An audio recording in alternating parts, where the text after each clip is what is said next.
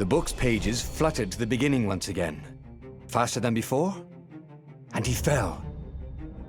The clouds parted over the Isles of Boreas. It was time to choose. The rebellion was in trouble. Ravens were scouting for the secret rebel base. They needed a game changer.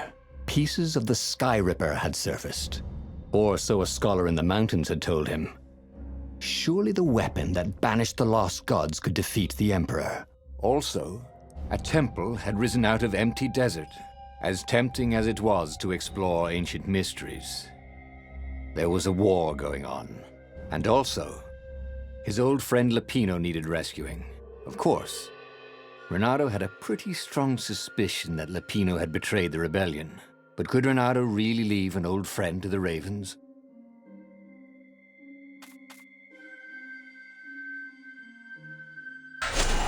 The island was windswept desert. No one went there except ostriches and ostrich hunters. The Iblis Stone. It sounded ominous. It sounded powerful. If the Emperor was searching for it, it must be dangerous. And so, Reynardo went ostrich hunting.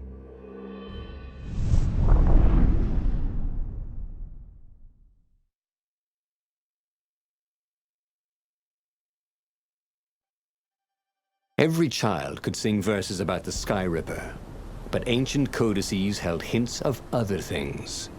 A stone that ate souls, a ruby that drank blood, a jewel only a righteous man could give away. Were all these things the Iblis Stone?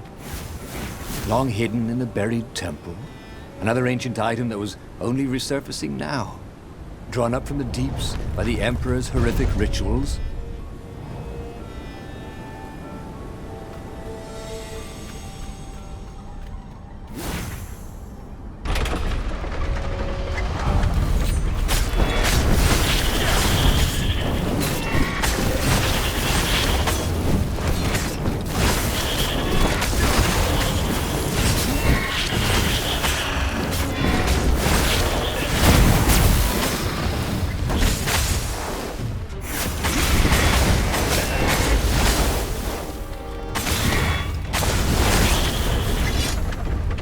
Ravens were already here, cawing in frustration. They were still searching for a way in. Good. Then he hadn't come too late.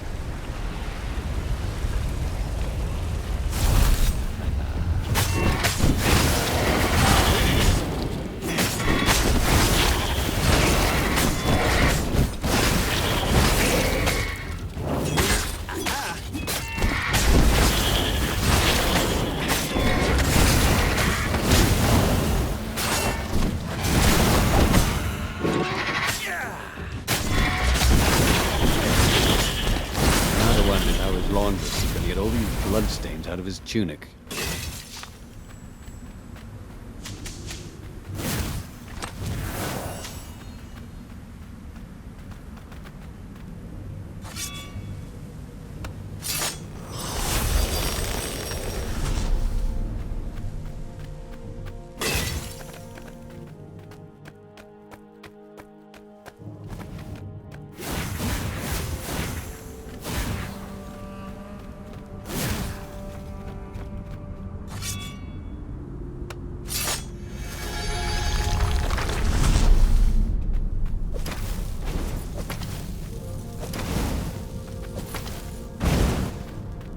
So that's what they meant by a firewall.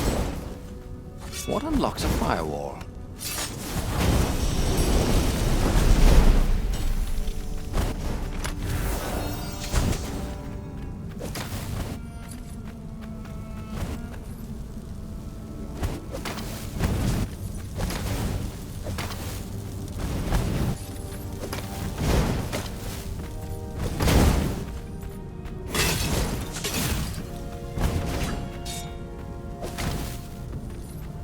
When I build my castle, thought Reynardo, all my gates are going to open with buttons, and all the levers will drop rocks at your head.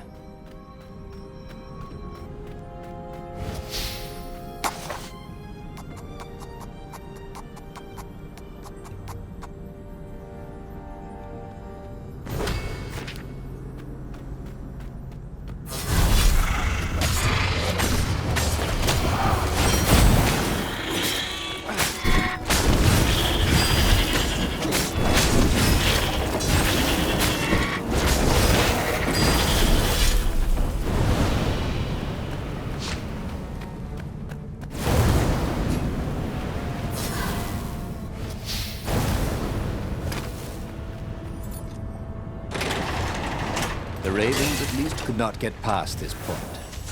Obviously, the temple builders knew how to deal with tomb raiders.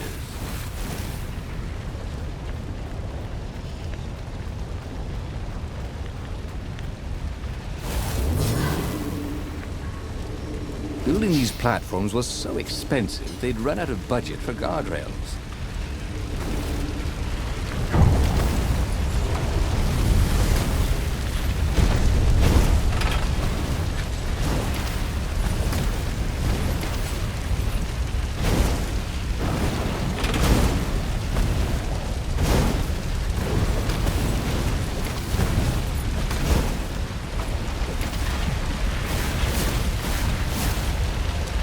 It was a stone of the purest blackness. It reflected no light, like a void made solid. Nervous, he picked it up. I can make you mighty. Who said that? Give me blood. It was the stone, eager, thirsty.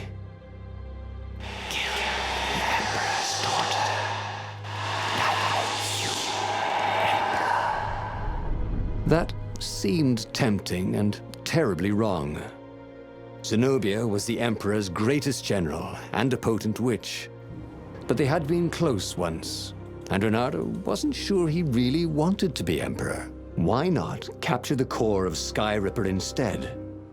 It was the eye of a lost god torn out by the transcendent Emperor to power his greatest weapon. "It's the core," said the stone anxiously.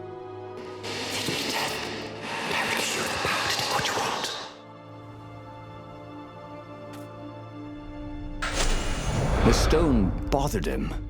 He hated being told what to do. Wasn't that why he joined the rebellion?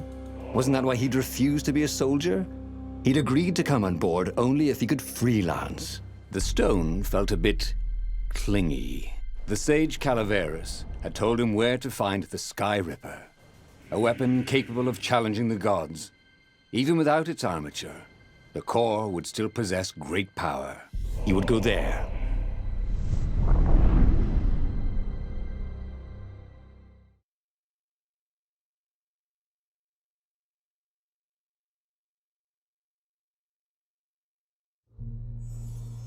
The moment he landed the Farfarer, Reynardo had a rare feeling of regret. It's not too late, he thought. He could turn around and sail for Zenobia's island. He frowned. Wait a minute. He didn't want to kill Zenobia, did he? Sure, technically she was the enemy, but they'd been at sword food school together. They'd never been lovers, but somehow they'd been closer. She'd told him every secret about herself. Except the biggest one, that she was the Emperor's daughter. No, kill Zenobia, whispered the stone, before it's too late.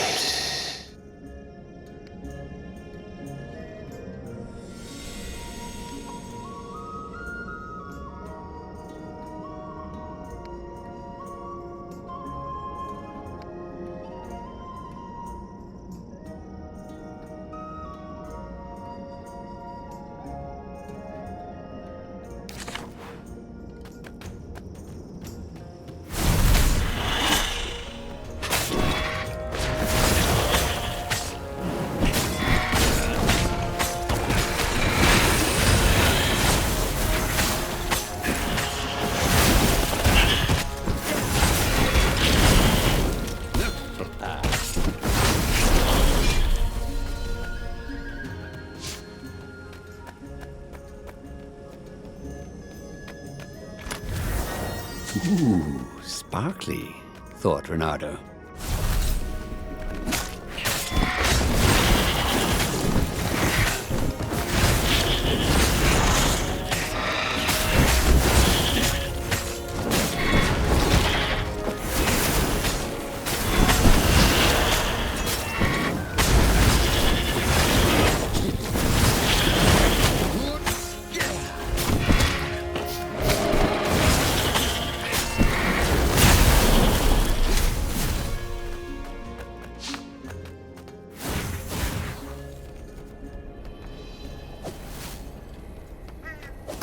almost never saw wild gogglers together like this.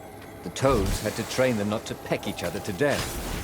So these had to be imperial gogglers. That meant ravens were up ahead. The stone hadn't lied about what it could do for him.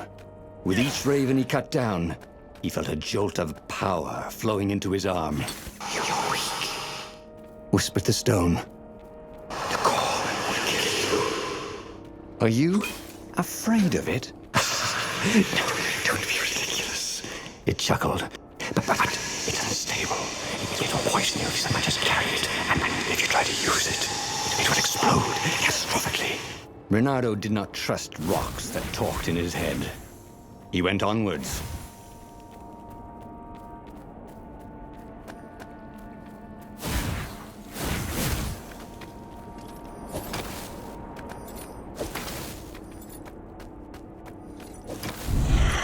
Don't be shy.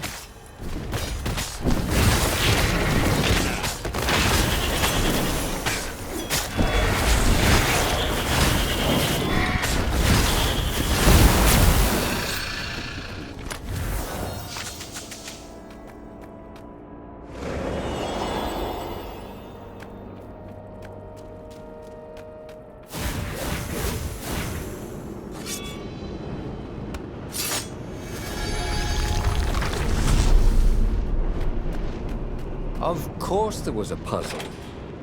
You couldn't expect the transcendent Emperor to bury a god's eye in a leather sack where anyone could pick it up.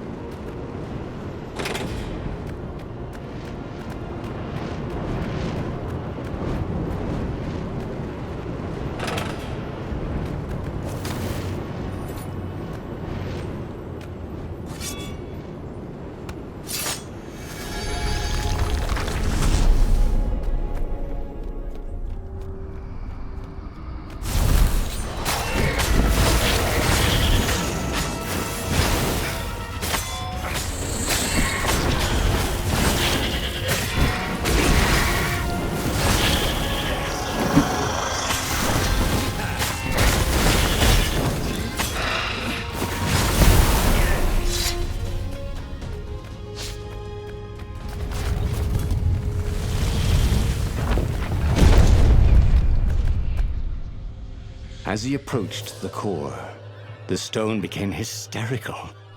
"No! It's too much power!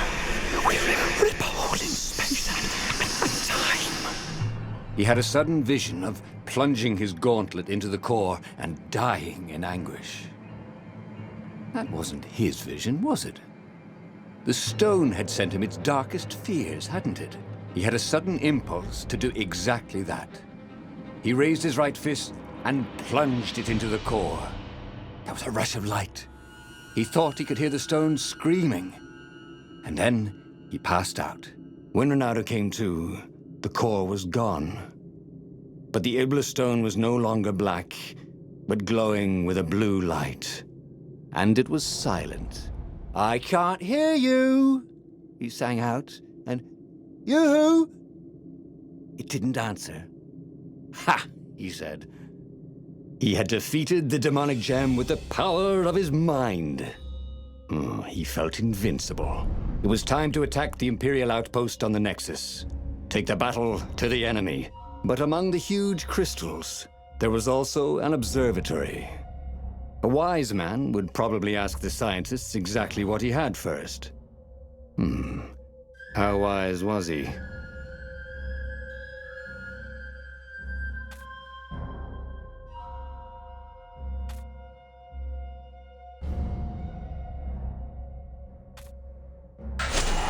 As the Farfarer sailed towards the Nexus, Reynardo wondered if the core had been created to silence the stone, or even to feed its hunger. Honestly, he didn't care. He felt terrific, and he appreciated the quiet inside his head.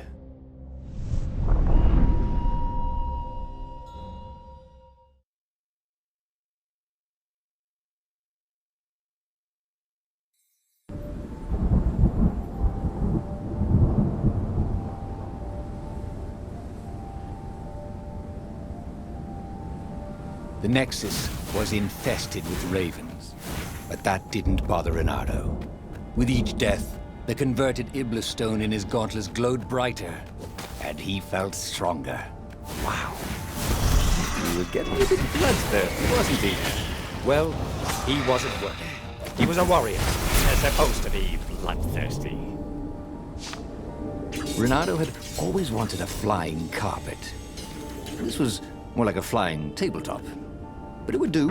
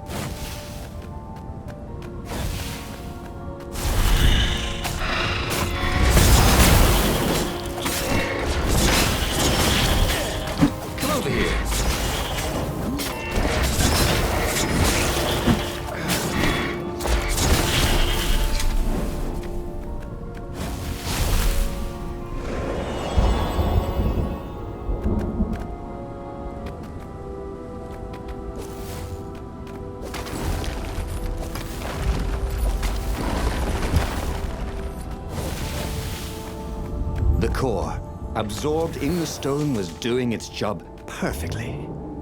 Reynardo could feel a little eldritch jolt every time he downed a raven, but then it flowed into the glowing stone the way water flows down a riverbed. It all felt perfectly natural, as if all his life, this was what he had been meant to do.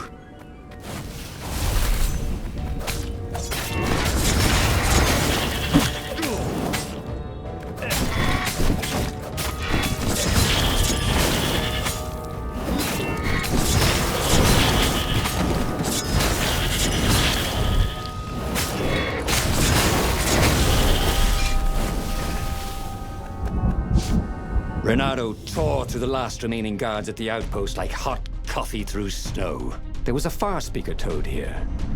He called the council speaker. He knew she would be thrilled. And she was. She wanted him to come back to base. They had plans to discuss and a medal to give him. A large, golden medal. Great, said Reynardo. Let's talk about who else I can kill. Then the far speaker croaked again. Hello, Reynardo. It said. If you get sick of slaughtering second-rate birds in the Nexus, I'm waiting for you in the mountains. Zenobia. She missed him. She loved him. Once she saw how awesome he'd become, maybe she'd join him. They'd kiss and... Well, if she did refuse for some reason, he was no match for him now.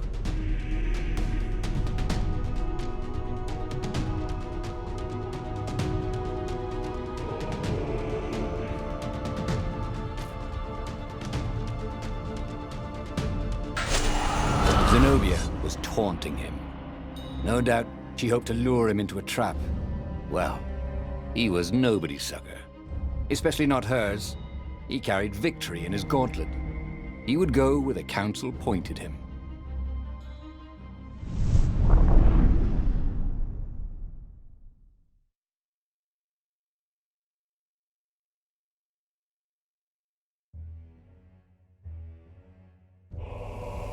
As he set foot on the island, Reynardo felt energized, like when he was hunting or dancing.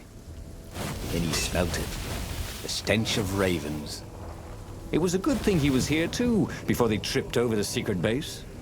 He was really saving the council toad's bacon, so to speak.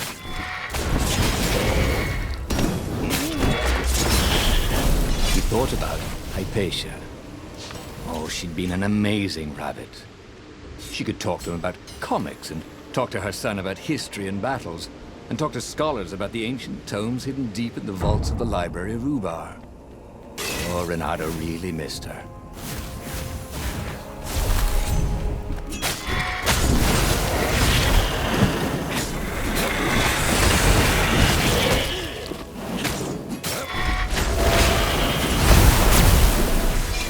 The ravens had reduced Ubar to rubble.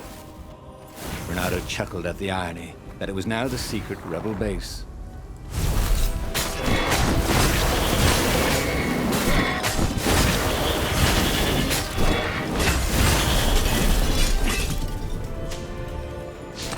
See? Reynardo was a hero of the revolution. He deserved a medal. Soon, he deserved every medal they had, and hopefully one big medal ceremony in front of everybody with trumpets so everyone could know what he'd accomplished.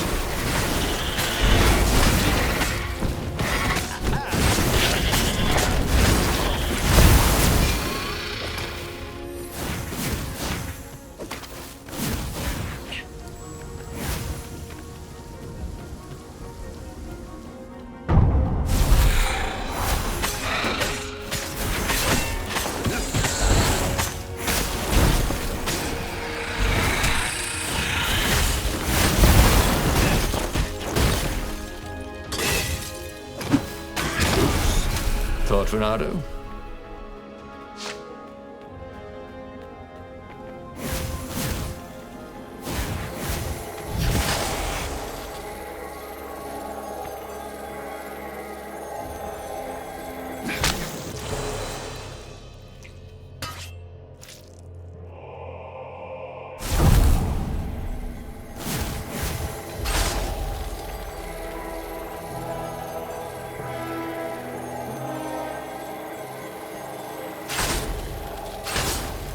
Anyone ever tell you have a lovely eye?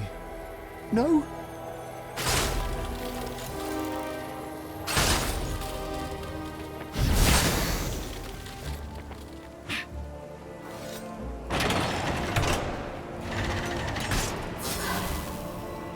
The long stairs. So he was close to the rebel base. Nothing was on fire. So far, so good.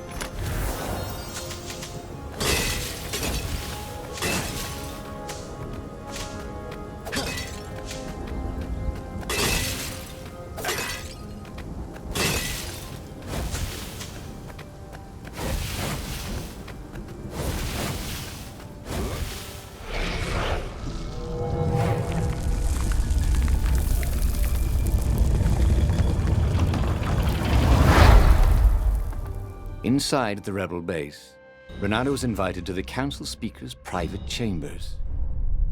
So, this is the Iblis Stone? He said. I can feel its power. Reynardo told her how he had fed the core to the stone and made something even more useful than either. Crazy like a fox, she croaked. And Reynardo chuckled as if he'd never heard the joke before. We've given you the best quarters and a bottle of Tantalonian firewater. All for you. So they'd remembered. He woke in the morning with the sweetest of hangovers. But the Iblis Stone was gone from his gauntlet. The corridors were empty, except for a few rebels who looked just as hungover as him. Come on, you'll miss the battle, they yelled. Reynardo added sail as the Farfarer scudded across the sky. Who could have taken the Iblis Stone? Was it some Imperial spy? He would find him, and kill him, and take the stone back.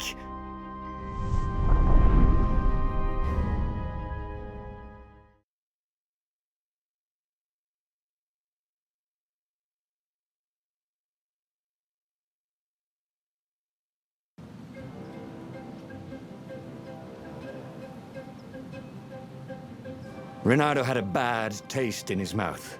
He was killing ravens, but it wasn't fun. It felt like a chore.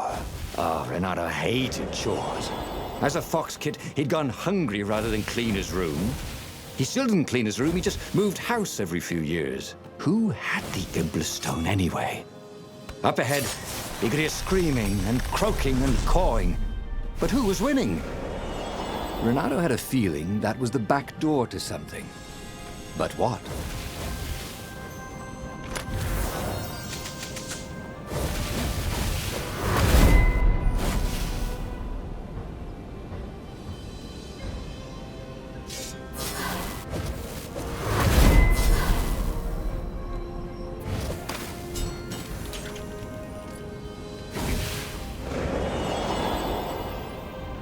As he ran forward, Reynardo noticed that some ravens were starting to ignore him, just running away.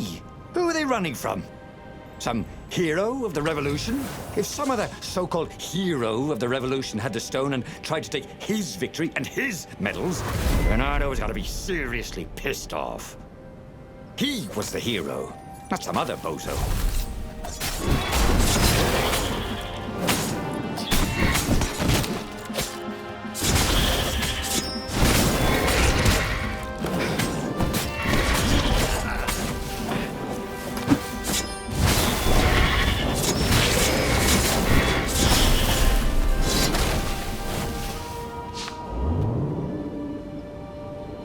Take a leap of faith, said the inscription.